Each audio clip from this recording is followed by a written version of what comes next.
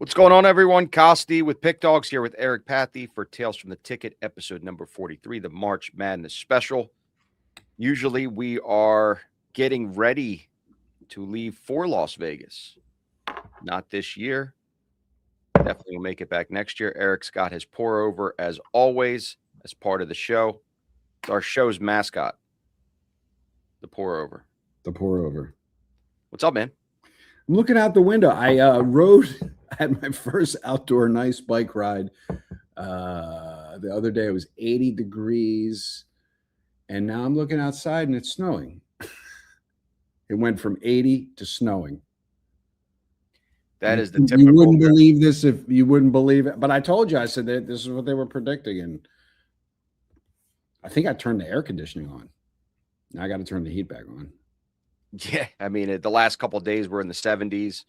I played probably the warmest round of golf so far in 2026, and then boom, I look outside. I mean, it's not laying heavy, but I mean, there's definitely snow on the grass. I mean, probably like a half an inch right now, but right, yeah, it's not. I mean, again, let me look here and see what the.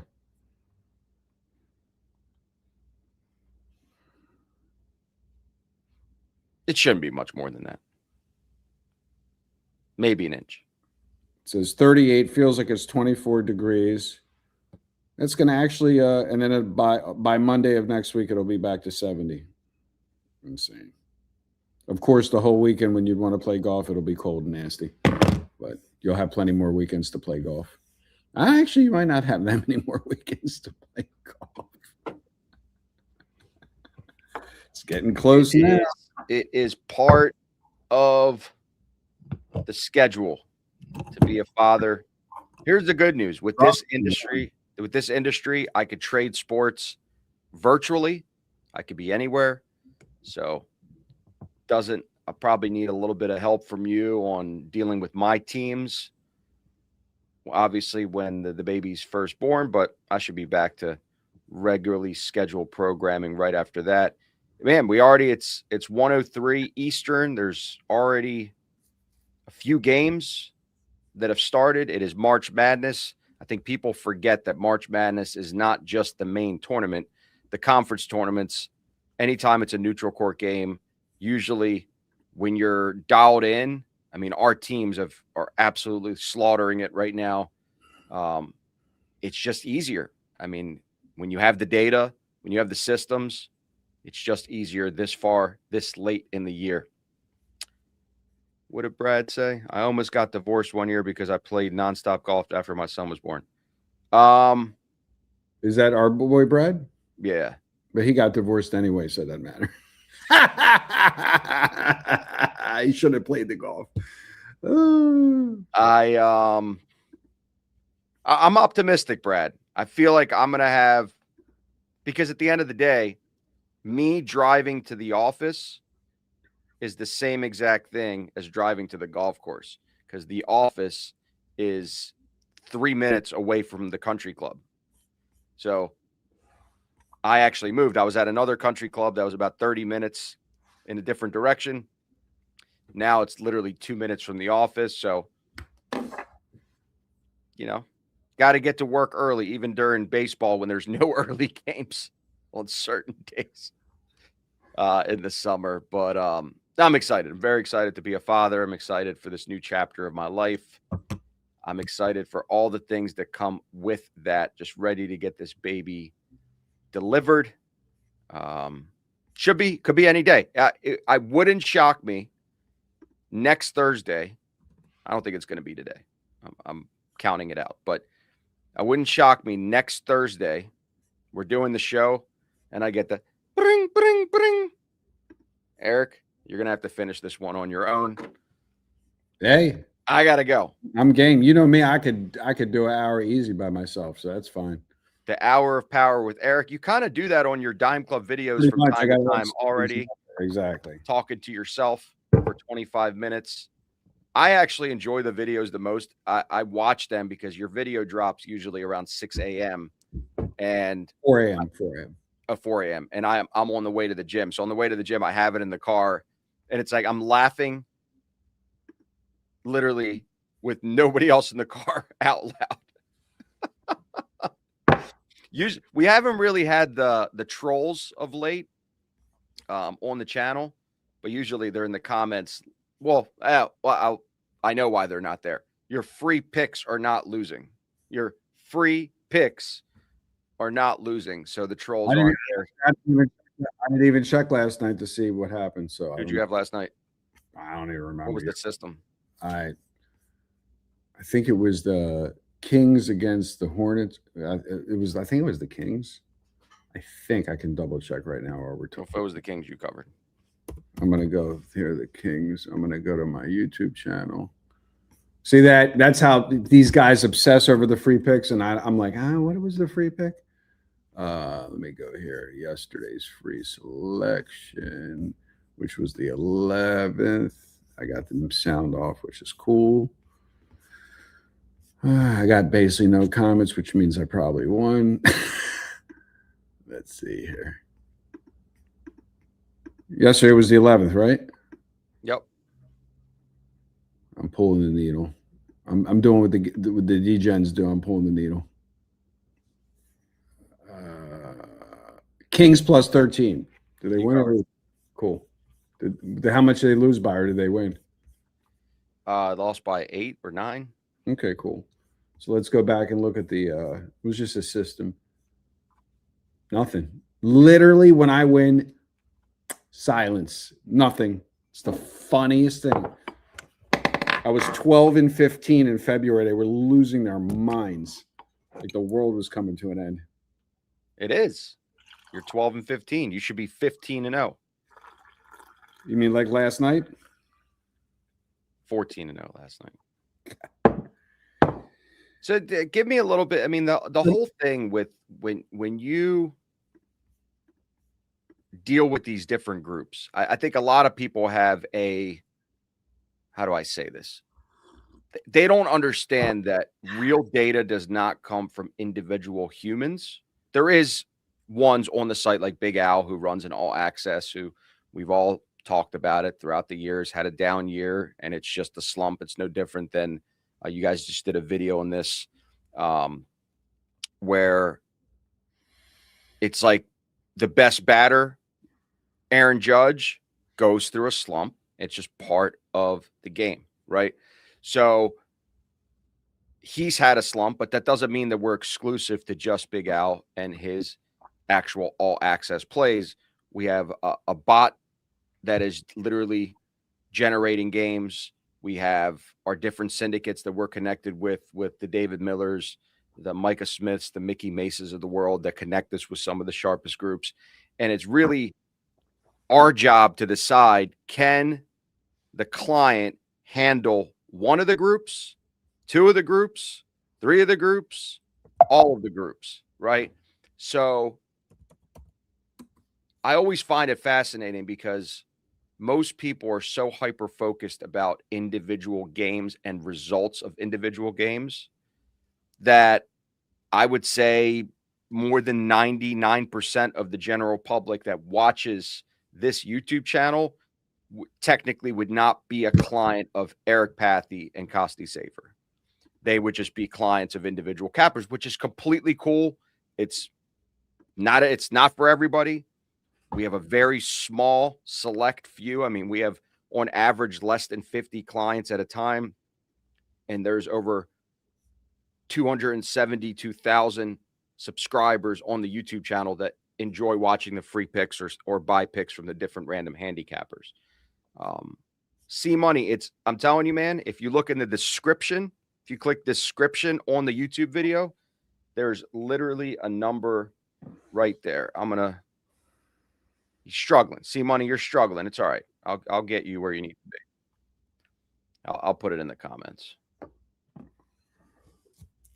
I'll put it in the comments. Hold on 1 second. 1 second, man. Just been a very busy morning here. All the games a lot of games are already starting. A lot of the conference tournaments are in the quarterfinals.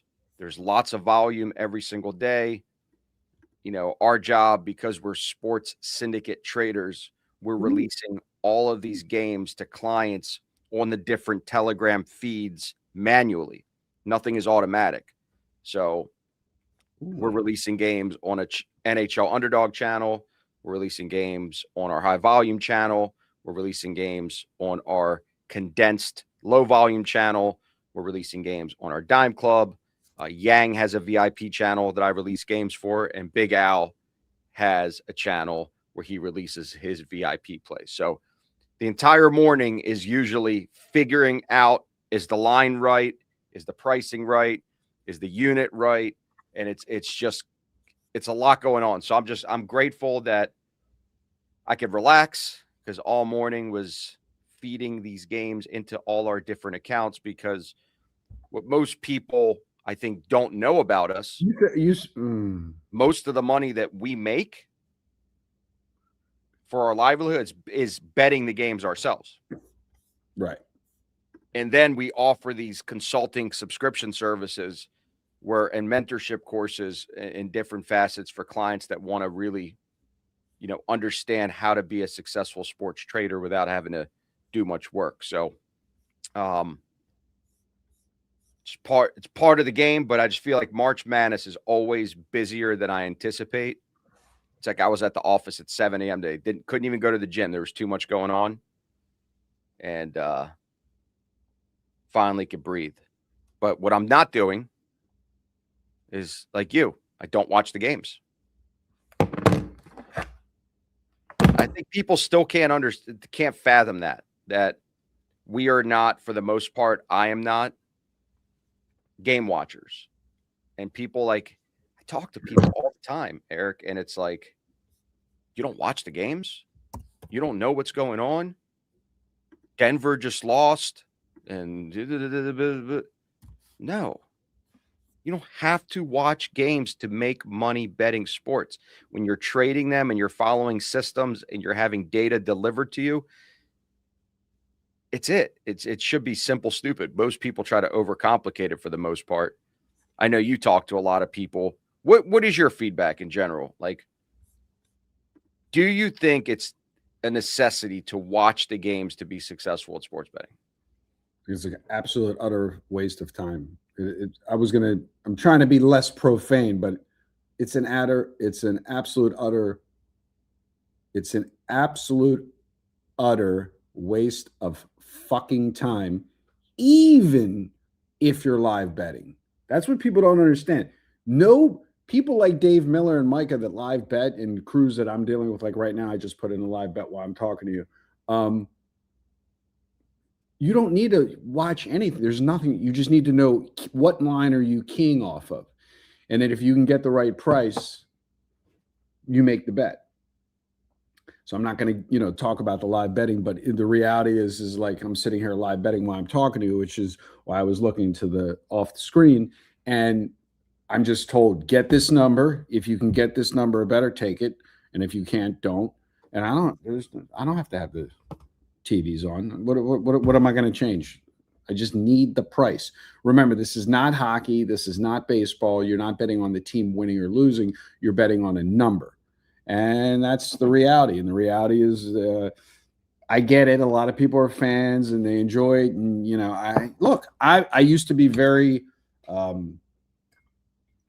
think it's insane and crazy that people would waste their time watching games. But look, it's a lot of these guys start betting because of the entertainment, and they're not betting to win and make money. And so, of course, during March Madness, they're going to sit in front of the TV and they're going to watch every game or check their phone every 5 minutes. But is it going to help you make money? Of course not.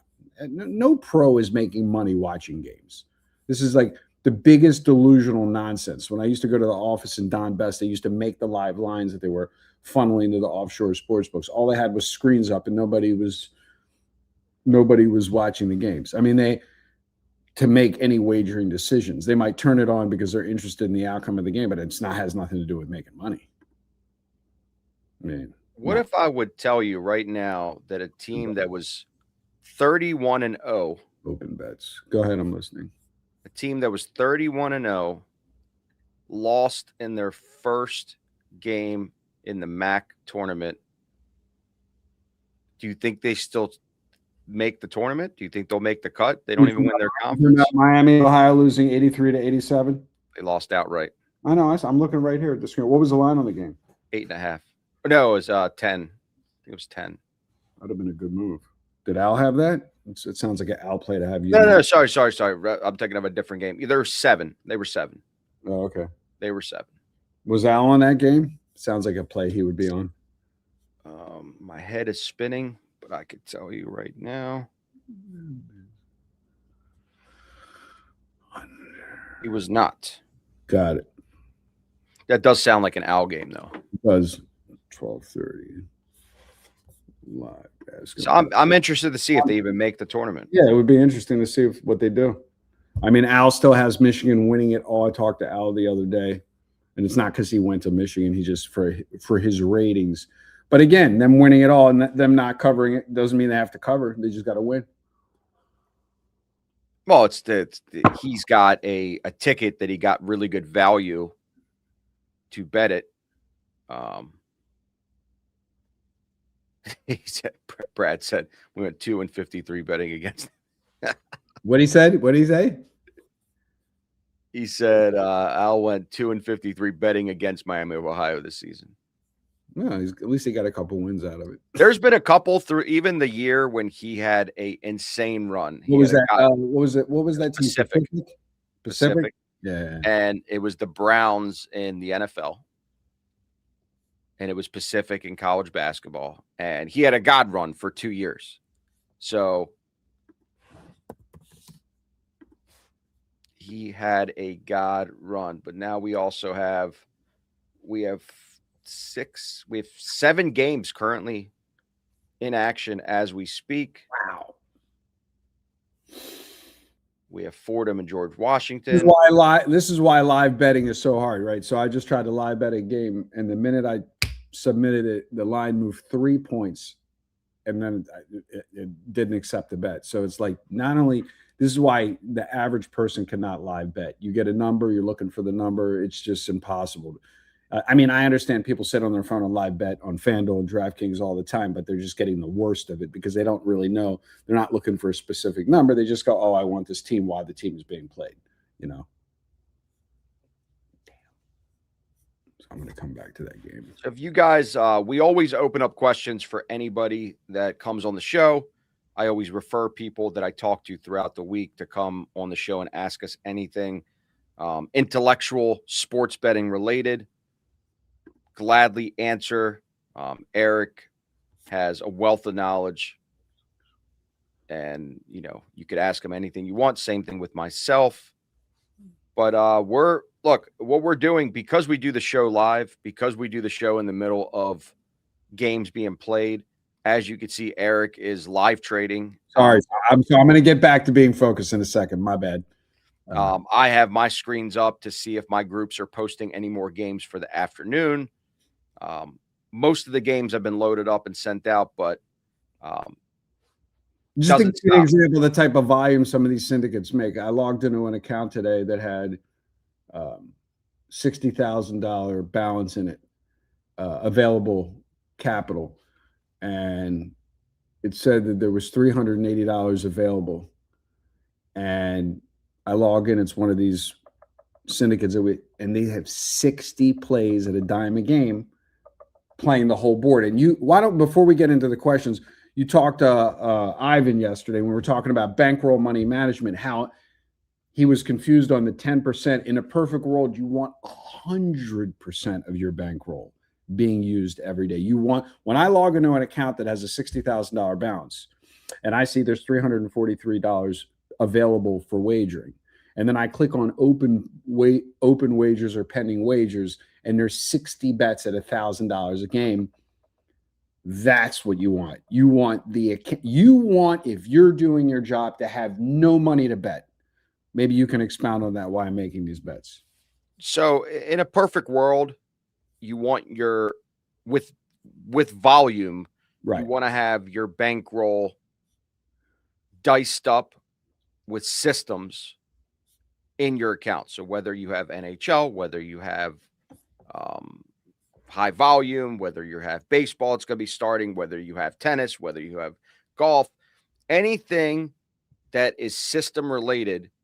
This is where our qualification comes in. We have a lot of clients that want to bet more games, but they don't have the bankroll to necessarily handle the volume, because what I like to call, there's a lot of people with delusional bankrolls.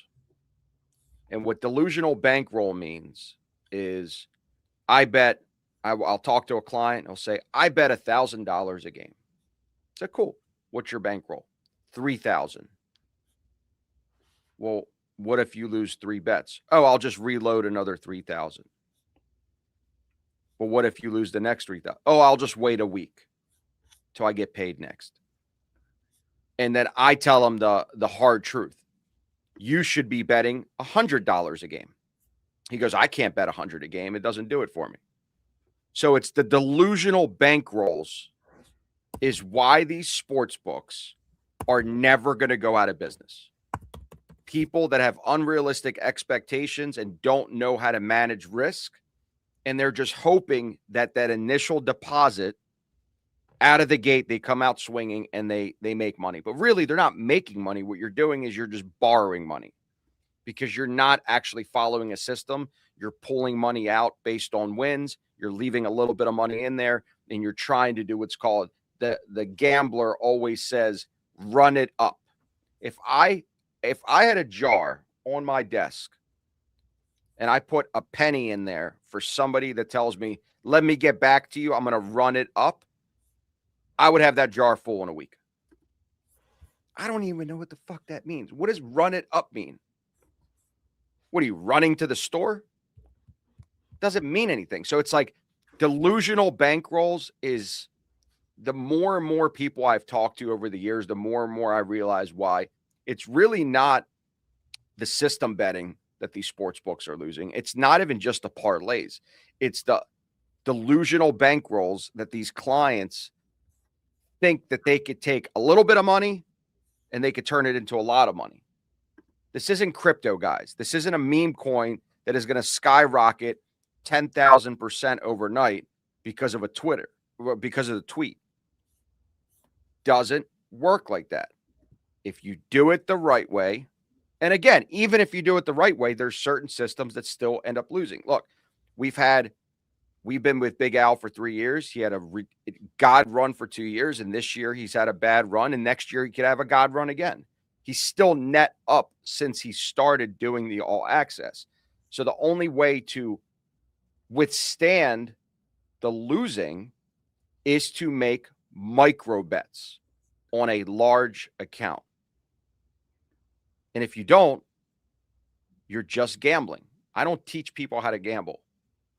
You can do that on your own. You can go to the casino with $1,000 in your pocket and play $100 blackjack hands. It could end up being the night of your life if you get off to a hot start. But if you don't, it's so easy to run it down to zero. So why would you put yourself in that position? I think it's the lack of education, because there is no school for sports betting. Nobody goes through school first and then they make their first wager. It's the reverse. People are just thrown into it because you could open up an legal sports book account now. You could have a private bookie give you a credit line. They don't care about your knowledge. You know how to bet because your buddies are doing it. You know how to bet because you have an app. You could follow Twitter. You could do all this stuff. But in reality, none of those people significantly win over time. And it's mind-boggling how everybody has the same stupid approach to sports betting, which is have a little bit of money deposited and bet 30 to 40% per bet. So it's the barrier to entry issue, which is anyone can bet on sports. So basically, since anyone can bet on sports with like $200, you can get into the game. Well, if you want to, for instance, futures trade, you need to maintain a balance. If you're not at a prop firm, of $25,000 to trade futures or trade stocks. So what the problem is that the reason why the financial market markets are for the big boys, and I'm not even talking about the crypto markets, the financial markets are for the big boys, is because they don't allow, the barrier to entry is much greater, right? You open up an account at what's it called, Robinhood, and you want to have 4-to-1 margin. You must maintain an account balance of $25,000. It's called the pattern day trading rule. And I've always said this is why gamblers lose, because there's no minimum. Every guy can get in with $200. It's like I talked to a gentleman today. He's like, this is the most I've ever won, blah, blah, blah, blah, blah, blah. But there's no real money. There's no real, he started with a $2,000 bankroll. He's been betting for years. And I'm like, first of all, everyone that bets, the average bettor that bets, if they bet only football, let's just say they're a regular $100 bettor, right? The average bettor is going to lose, if he looks at his P&L on a legal sports book, approximately $7,000 minimum the NFL season.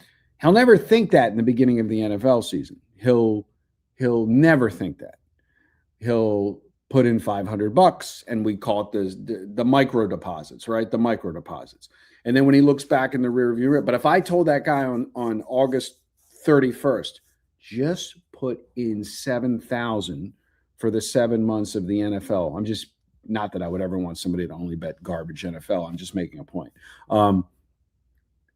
He would say, "Oh, I don't have the money," but he had the money to deposit the $7,500 at a time. No, he did have the money.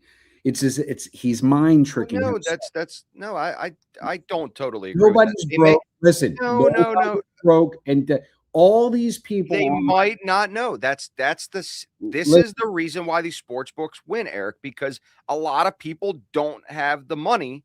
They make the money and they put it in their account, but psychologically, it puts them in a position where they can't bet small because it doesn't do it for them. Not everybody is in a position they could put. I get that. That's why we don't have thousands of clients. I totally get that. You get these guys that go into my comments. What am I? I was like 53. And those guys don't have the money. No. No. When you lose, they'll put, "Oh, I lost 2,000. I was going to join." It's all bullshit, right? Like you talked to some guy yesterday. He was telling you he bets a dime a game, and then he had to get his money right. My point is, the smallest bettor that says they only bet $50 or $100 a game, they can't afford the dime club. I'm just using that as an example on the video comments. As I've explained, nobody's betting one game a day for $100. They all are betting 3 to 5 games a day at $100, spinning $3,500 a week in their handle. And that's fine. But the reason why most gamblers lose is not because of their personal financial situation. It's because the sports books allow you, they basically give you a little taste of the drug, and they let you in cheap. And so the point is that in the financial markets, there is that barrier to entry. You got to man up. You want to trade, you got to put 25, 30, 40, 50,000. Why do all the guys that I deal with that are in the hedge fund world that pay me for games? I deal with guys at hedge fund. You got to have $1 million and got to be accredited investor, and you got to lock that money up for a year. And we're not going to cry about today's trade and tomorrow's trade and yesterday's trade and tomorrow.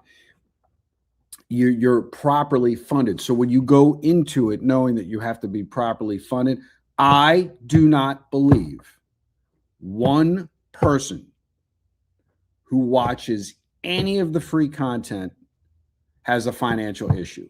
People that are broke have different priorities in life. It's called feeding their family, working their ass off, not spending 3 hours in the morning to watch a free pick show on YouTube, and then writing down every single game and trying to make their own system to avoid paying for information. Time is money. Need I remind you what day it is today? This was Doomsday. March 12th. Today is March 12th. I was sitting in the office with you on March 12th, 2021, and March Madness was canceled. This is the 6th anniversary of having no sports. Now, What did all those people do once sports was taken away? And here's why I'm going to prove my point right now that I am right. And there is nobody with financial issues. What did every one of those guys do? Bet They esports. opened up a day trading account. They started day trading their asses off. No, they were betting Korean baseball. They were betting Korean baseball. They were betting. I was betting Nicaraguan soccer, Belarus soccer, badminton. What was about the esports? Esports. What was that one? It was what do we have action on? It was what was the game called? Killing me. League of Legends. League of Legends. League of Legends. League of Legends. Right. That was a very I remember that day like it was yesterday. We were sitting in the office. Our group gave us all the games for the Big Ten tournament was on. We actually had we had the game. Everything else, it was like ACC canceled, SEC canceled. And for whatever reason, the Big Ten decided to still keep playing. The game went to halftime. We actually had the team that was losing, and then they never came back from halftime. The night before, Rudy Gobert caught COVID during the Jazz game. They canceled the NBA season. And then it was like, it was wild because our industry, our livelihood is dependent on trading. It's dependent on all the stuff that has to do with us being on camera, and we couldn't talk about the things that we love the most. Right. Like they just posted PickDawgz Instagram just posted a video of Mitch when he did a monologue the same day when everything got canceled. And it's like he said it best. This is what we love to do. We love talking about sports, whether it's on the financial side, whether it's talking about it on the morning show like I do, whether it's talking to clients. I mean, this is take it away. Hold on. It was chatplace.com and pickdawgz.com here with a live update on what do we do now? World without sports. Most of the people out there, you guys have got to know each other, all these years of doing this. And, regardless of whether you bet on sports or you don't bet on sports, it's part of our lives, right? I grew up my whole life. I can't remember in my entire life not watching sports. I mean, when we have the Major League Baseball All-Star break and we have 3 or 4 days off, I go nuts. I don't know what to do. When I had 2 weeks off when I was in retirement mode, I couldn't even do it. I had to talk about sports with you guys. I had to come back and we started PickDawgz, and it's like just something to talk about sports with you guys. Cause it's not, I do this for a living, but I do it because I love it. And it's like, that is the hardest part of this. It's like, forget how much money we're not going to make. And I don't know how we're going to pay the bills around here and all the writers and all that stuff, but we're going to figure it out. And, we're going to be better for it. Yeah. March Madness is canceled. Everything's canceled. And the tournaments are canceled. Baseball's postponed. NBA suspended. NHL. We got darts, horse racing, Indonesian and Vietnamese soccer. That's the only things I know of that are going on right now. And it's like, I feel like, I'm like ready to cry, like the day that, like I was before. And it's like, it's just a really sad day because it's like, this isn't just what I do for a living. This is my life, sports. So they're all along my wall. Look, they're all off. It's March Madness, March Madness. Everyone's like, oh, your TV setup's great for March Madness. Not this year. not this year. Dude, I was watching. I had TVG on. I was banging horses like nobody's business. We live in Baltimore, up the street from Pimlico. But yeah, man, it was 6 years ago. Let me answer some questions here. Let's go back to the first one. Costi, how do you deal with stress of betting in a healthy way? You don't get excited when you win. I know it sounds crazy. When I win, I don't get excited. When I lose, I don't get upset. But I'm so numb because I do it every single day. I'm just numb to it. I'm numb to the outcome. Like It just doesn't- yesterday was a really good day. Don't you literally you said to me, what did you text me, man? I said, oh, what are you talking about? I didn't even know. I didn't even know. Next question. How many different book apps does it require if your bankroll is 20K? How much would you keep funded? It really comes down to what books you have and are the books that you have and you're shopping the price. So it really doesn't matter. You could do the same thing with 2 or 3 books than you could do with 1. It just depends how long, what's the longevity on those accounts? Are you going to get limited? But what I always recommend, if you're running simultaneous systems with different sports, have different books to track P&L if you have the access to it. Sorry. Al texted me now. Everybody's texting me. Go ahead. This is an illusion. So can I answer the question the way it should be answered? Yeah, go ahead. You need one book with your 20,000, period. Unless you're paying someone like us for information. It's all bullshit because the only way you get limited is when you're a known winner. And if you're not paying us, you're not going to be a winner. So just put the 20 grand in the one book and lose the 20 grand. And I'm saying that not to be a dick. I'm saying that's the truth. There's this whole bullshit nonsense of people. How many books should I have? Well, if you're not paying for information, you're not going to win. So who cares? Just make your life easy. Instead of losing it in 5 books, lose it in 1 book. Sorry. I'm a little pumped up right now. No, this is a good question. Costu, what's your opinion on masking your action with limited on books? Parlays.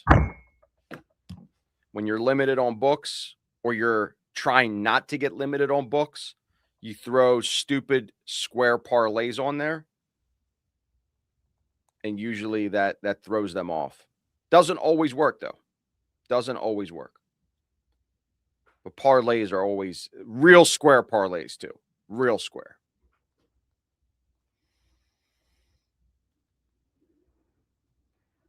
Any other questions? Definitely take them. Post them in the comments. Free to answer. Let's see what's going on in the lay of the land. Any other live bets you were pumping out here? I think I just won the first live bet. Hold on. Graded.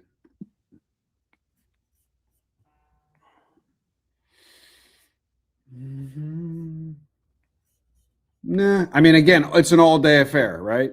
So it's an all-day affair.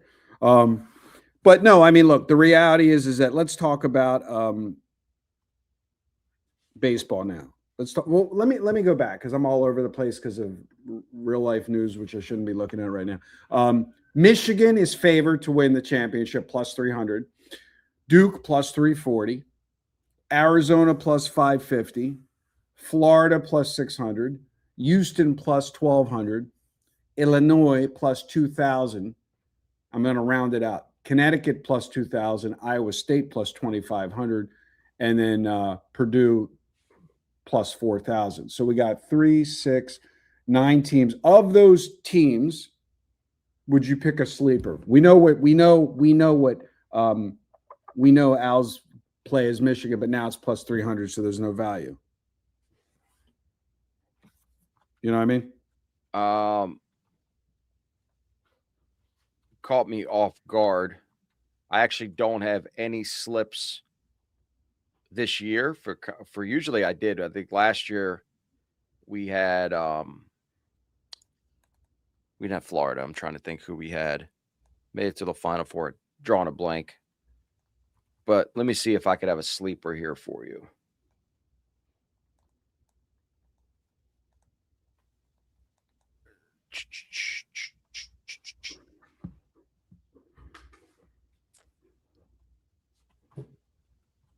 Well, let me ask you this while I bring this up. Who do you like as a sleeper? Iowa State. You're on Jay's hype train team. Oh, I didn't even know. That's just me. Tell Jay, what's up? If I had to take a sleeper, which a sleeper would have to be plus 1,000 or more,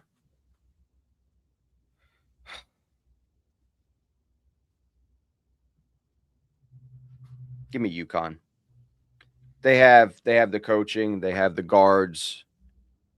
I don't think they're going to do it. I don't really have it out there. I mean, I guess Houston could make a run technically. Their defense is really good. But I don't see a Gonzaga, a Michigan State, a Kansas. I like Iowa State too. You know what? I'm going to ride that with you. I like Iowa State. Let me see. Another question here. Costi, does cashing out ever have value in your opinion? Absolutely not.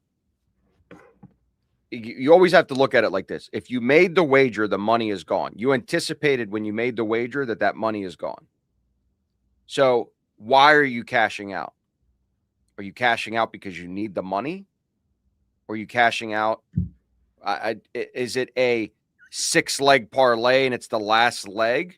Or is it a futures bet where we have, like Micah will tell you, and he's been on our show before, he'll have a futures ticket, or even if it's a golf match, he'll have a huge long shot.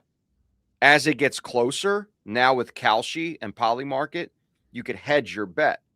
So if you have, which I think he did in, which tournament was that, a couple weeks ago, where he had got her up. Forgot who he was facing. Doesn't matter. But now on Polymarket and Kalshi, you could hedge your bet. So now got her up ended up going to a playoff.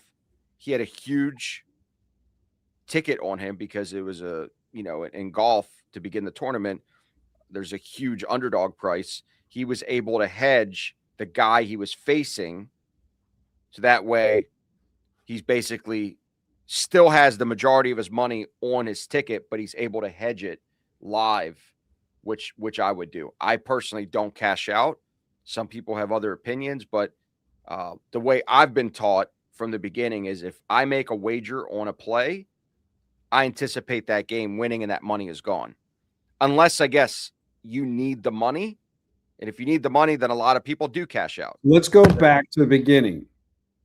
If you opened up a stock trading account and put $25,000 in the account, the intention is capital growth, known as alpha. You're trying to create alpha. This is money set aside for the purpose of investing, trading, that has nothing to do with your mortgage, your car payment, the food you're putting on the table. This is not fear money.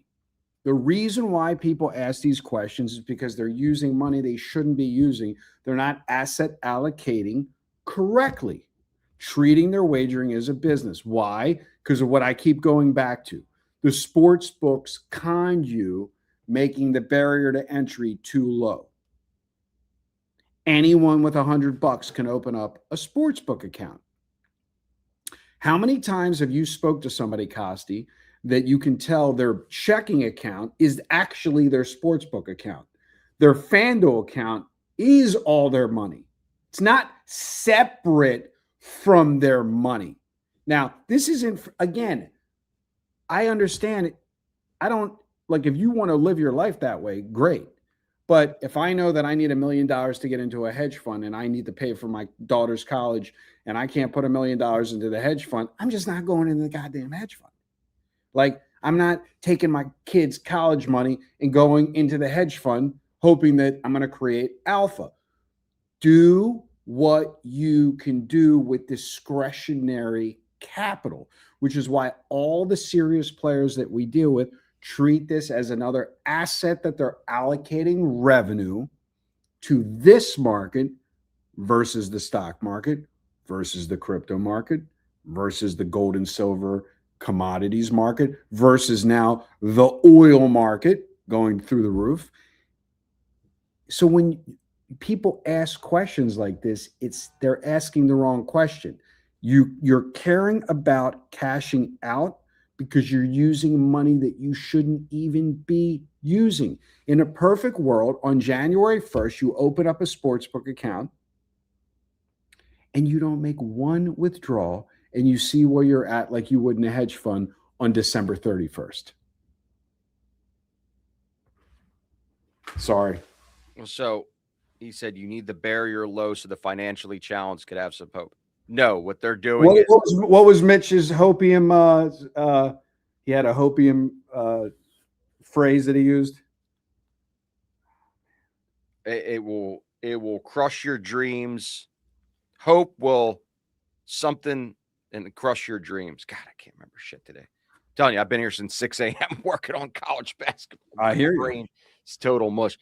You need the barrier low so the financially challenged could have some hope. No, the barrier is low because that's how these sports books get you. There's no other reason for that. They know anybody with $1 in their pocket can open. Why do you think they just passed the law? FanDuel just passed the law where you're not allowed to use credit cards to make deposits anymore. Because Using credit, you could never do that in the in a financial account. You can never open up a stock trading account with a credit card. So why the hell should you be able to open up all a sports book is an exchange? And again, same thing with the prediction markets. The prediction markets in the sport, they're just a vendor to allow you to place a wager. There's no beating the book, right? There's a zero-sum game. Somebody wins, somebody loses. And last time I checked, I can't open up an E-Trade account with a credit card or a Robinhood account or a Trade Evade account or an AMP Futures account or a commodities account. Like, you can't. You got to have money. So, like I said, the financially challenged shouldn't be watching this show. That's the point. Fair enough. Mr. Weskers, Costi, what's the most vig you'll pay on the money line? 0. You know why? Because the money lines that I bet have no vig. They're always plus money. I only bet plus money in hockey and plus money in baseball, which is a good transition. We haven't talked about it. I know this was really about college basketball today, but in baseball, we expect to lose close to 6 out of 10 games and still make a significant profit. Think about that. In baseball, we are going to anticipate to lose 5.5 out of 10 games. Fuck you, Jay. How about that? What happened? Jay came on here. He's there. We have a troll in the comments. Look at him. I'm not even looking. Don't care. Parlay God Jay. Oh, I love Jay. Bring him on, man. You send him the link. He's got the link. He can come on. He said Come. fade Costi, fade Eric. What's that all about, dude? I picked Iowa State. I get no love. Yeah, Jay, you didn't hear that? He picked Iowa State to win it all. Fucked up. Man. He's riding in the hype train with you. Lost my train of thought. But no, I will never bet a minus 120, minus 130, minus 150 money line ever. Baseball, only dogs. It's the only way to go. You could hit less than 50%. You basically anticipate you're going to go 50% every single night and make money. Similar to hockey. I'm on Iowa State. I got down at the start. You must have bet it live. It was not 1.5. 6.5 to start. So you waited for the team to go down, then bet it. Now they're up by 8. We actually we have a total in that game. There's your love, Jay. People are on the hype train with you for this year, the Hornets. How'd that work out the other night? They got smoked by the Suns. It's a bad spot for them. Bad spot. But no, as we close down the show, it's really, baseball is such a profitable sport. It's the most boring, which I think it brings out the most serious players, that most people that purchase our program and subscribe to the baseball season are not game watchers. Because if you're betting high volume baseball, you're not watching every game. You don't have it on the screens like Mitch did during March Madness, where he has every game on. Now, he did watch baseball because he was a baseball fan, but most of our clients are not baseball fans. They're just in it because they know that the dog value is so profitable. I mean, again, it goes back to the same old thing. The sports that people like the most. Well, it's a perfect example. The sports that people like, the sport that everyone likes the most is the most efficient sport and the hardest to beat, with the fewest amount of games, giving you a position where you can't do the volume game. So therefore, it's kind of useless from a professional syndicate betting point of view, which is the NFL. Like, nobody even wants to talk about that. Like, you're a professional bettor, the last thing you care about is the NFL. It's absolutely meaningless. You've done all your work in college football on Saturday. Yeah, you're having a little fun on Sunday, but I mean, you're just not. So last year, you ready? Was dogs. So first of all, let's establish this. Dogs always win more than favorites against the spread in the NFL. But the question is, how big is the margin? Not big. Last year, if you bet every dog in the NFL on the closing number, you were 147, 137, and 1. 51.8%. You were up 10 games. You add that up with the still in that loser, yeah. You're still in that loser, which is why you have to cherry pick. But you're talking about a very efficient sport. When you look at the totals, last year, same thing. Totals were non-overtime totals. I'm not going to count overtime. 50.6%, 136 overs. Listen, 136 overs, 133 unders, basically dead even. 50.6%. So you got all this talk radio and all this sports stuff about the most efficient, non-beatable market. Yes. Do people win in the NFL? Yes. But it's not enough. You need volume. You know, there's people out there that will make comments about they do it their way with low volume. Mr. Weskers made a comment on last week's last week's Tales from the Ticket.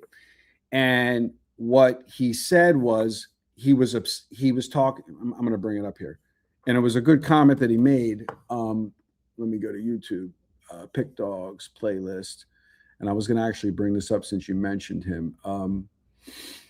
He made here it is, Tales from the Ticket, and then the volume is off 13 days ago. One of these comments that he made, which was basically he took, if you take 20 grand and you turn it to 90 grand in a year, who are you to tell me that low volume doesn't work? I'm not. You can make as much money as you want at low volume, but what you're doing by playing low volume is you're capping your upside, right? You're basically capping your upside. There is no argument. There's nothing to debate. The $100,000 or the $10,000 or the $1,000 that's sitting in your account, if you're not wagering all of it every day, you're hindering yourself. In the perfect world, I'm logging into every account that we manage. There's no money available. The problem we have is we can't get enough games. We can't get enough games. In a perfect world, we want to bet 200 games a day because you want to spin that money. If you watch the video Dave Miller did with Spencer, which I think is like, I'll Google, let's see, Dave Miller, Spencer.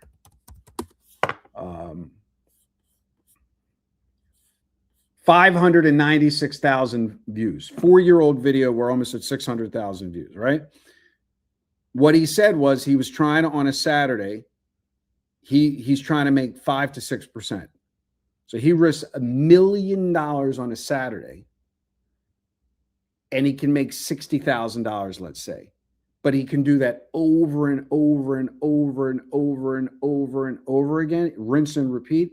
The only way you can do that is with college sports and MLB and hockey because of the amount of games.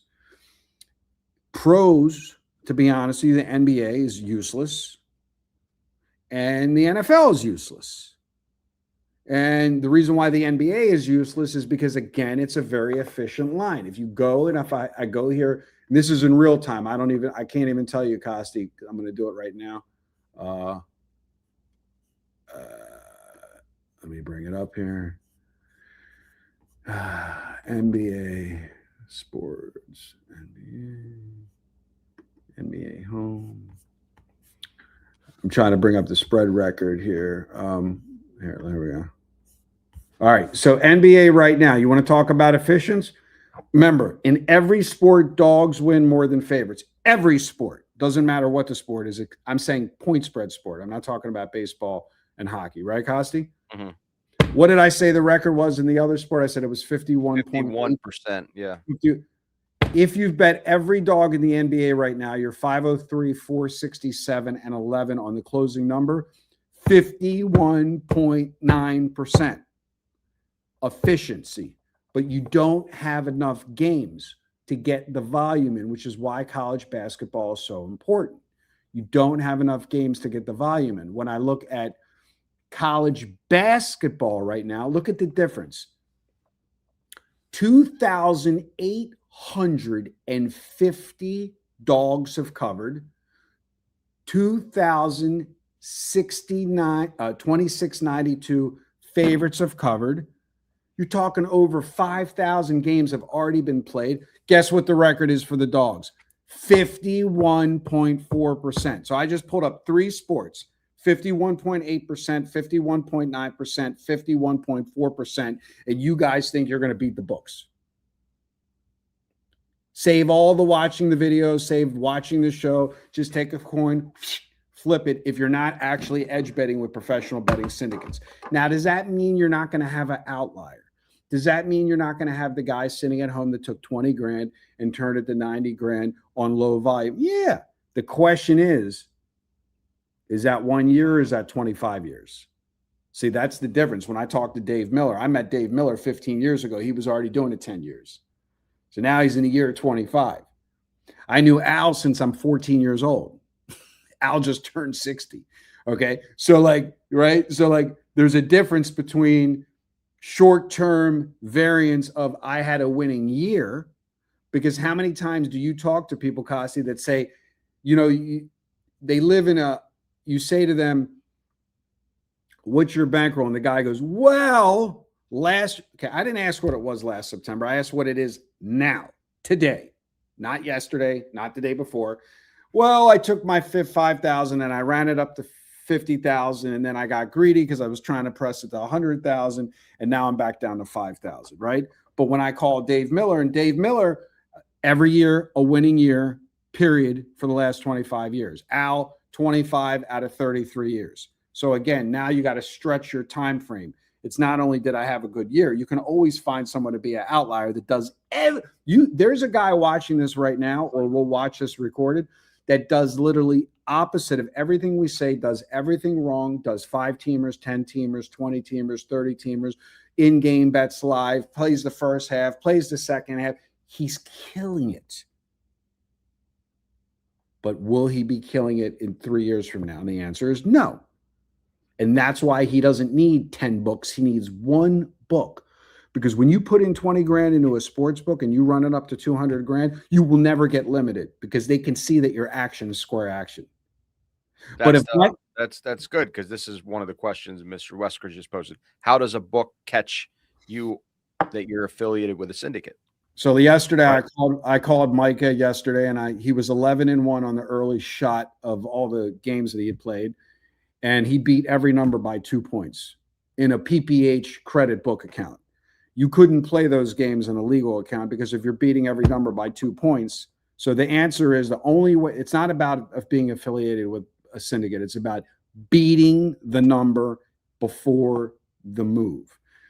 You have a child on the way. My son used to cry, and I didn't realize till I turned the volume off where it said steam play, key move alert, key move alert, key move alert. It was irritating the shit out of my son 21 years ago when he was in the basket sitting next to me. I'm rocking him back and forth while I got the Don Best screens up. Key move alert, steam play, steam play. So what happens basically is if you're going to beat every number, first of all, if you're dealing with syndicate action, let's be clear, even though it's legal in 40 states, 39 states plus DC, nobody who's running syndicate money is legal.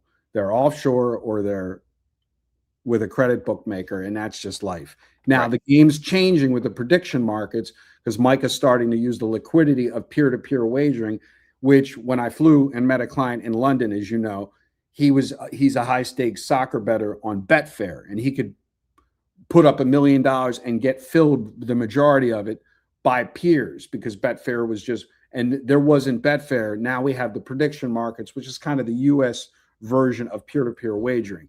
But if you're just going the FanDuel, DraftKings, Fanatics route, I mean, again, if you're beating the number, you're beating the number. And they're going to know, and you could lose. Mike has had more accounts closed losing because they know that if he keeps beating the number, it's just a matter of time before he comes back and wins.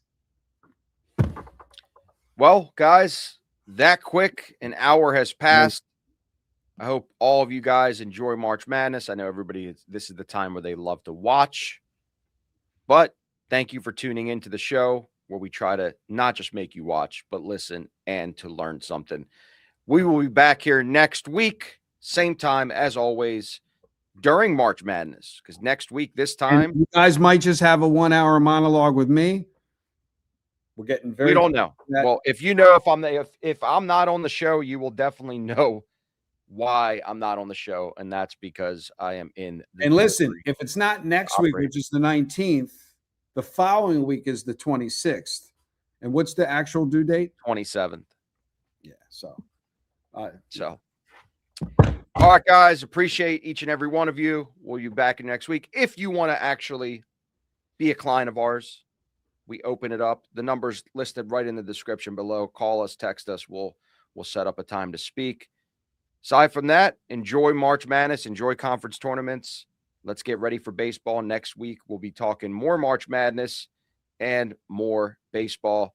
With that being said, any last words, Eric? No, man, just take what I say. If you rewatch this video, I'm not trying to be judgmental. I understand the market. I understand everybody can open an account with $100, but you're crawling up the mountain and you're making your job hard. And my best advice is if you cannot bet with fear and separate whatever money it is from the rest of the money, where even if you only have $500 of discretionary income, say, I'm going to stick the $500 in the account. I'm never going to cash out, and I'm not going to make a withdrawal for 6 months. That's what you should do versus the whole pitter-patter, withdrawal, take back, pitter-patter. It's you're underfunding yourself, and this is why you can't bet 50 games that I'm betting today. Maybe if the opportunity arises. Well, there you have it, guys. We appreciate each and every one of you. Like I said earlier, we'll try to act more professional tomorrow, even though I think we did pretty good on the show today. 6 years since we were playing Guatemalan baseball. Back to League of Legends before we know it. Oh, Definitely man. not. See you guys.